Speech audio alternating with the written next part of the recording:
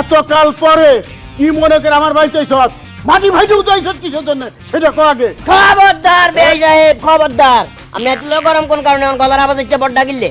ইয়ে হাতে দাদার গোবাই, হাতে দাদার গোবাই যাইছে আপনার ভাই মানি। এই কথা হিসাব করে কই দিতেছি।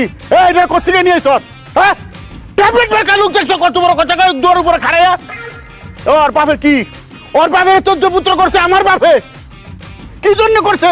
ওর বাপে এক মেয়ের লোক প্রেম করছিল, প্রেম করে বিয়ে করছিল, এই জন্য চোদ্দ পুত্র করে বাড়ি থেকে বাইর করে দিতে এতকাল পর আইছে মাটি ভাইটা।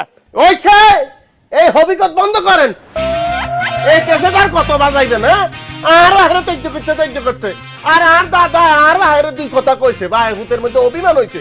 হেইডার হুজি করি আর নগো একেবারে হুরা হেমিলি করি, রাষ্ট্র করি এই সম্পত্তি ভোগ দখল করতেছেন জানি না। হ্যাঁ তেজ্য করছে, তেজ্যর কাগজ কোনায়, তেজ্যর কাগজ কোনায়, মুখে মুখে তেজ্য চলবো নি, রাষ্ট্রীয় আইনে চলেনি মুয়ে মুয়ে তেজ্য।